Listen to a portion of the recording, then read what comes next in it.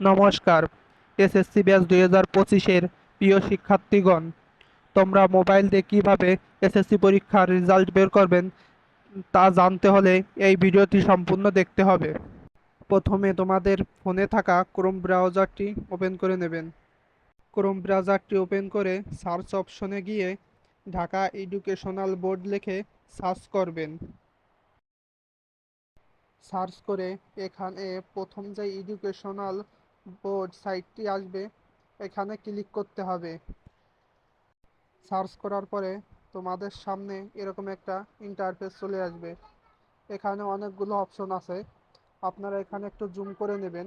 নেওয়ার পরে দেখতে পাচ্ছেন রেজাল্ট, জেএসসি, এসএসসি এবং এইচএসসি লেখা একটা অপশন আছে। এই অপশনটায় ক্লিক করতে হবে। ক্লিক করার পরে আপনাদের সামনে এরকম একটা ইন্টারফেস চলে আসবে। এখানে লেখা আছে নেম অফ এক্সামিনেশন। এখানে আপনি কোন পরীক্ষার রেজাল্ট বের করবেন সেইটা সিলেক্ট করবেন। যেমন এসএসসি পরীক্ষার রেজাল্ট বের করব, এখানে এসএসসি সিলেক্ট করব।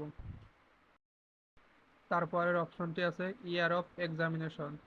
এখানে আপনি কোন সালের পরীক্ষার্থী সেই সালটি সিলেক্ট করব। যেহেতু 25 সাল, তাই আমরা 25 সাল সিলেক্ট করব।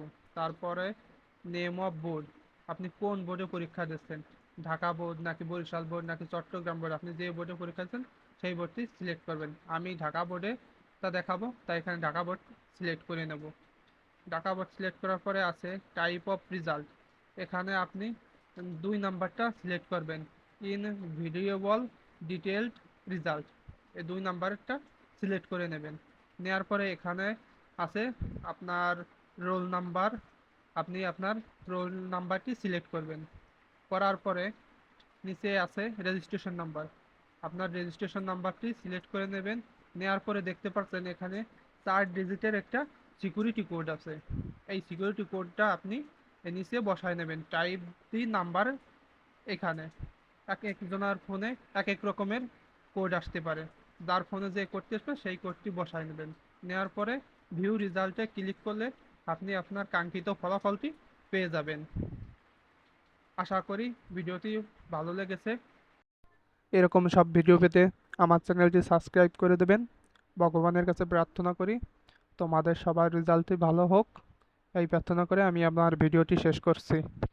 ধন্যবাদ সবাইকে।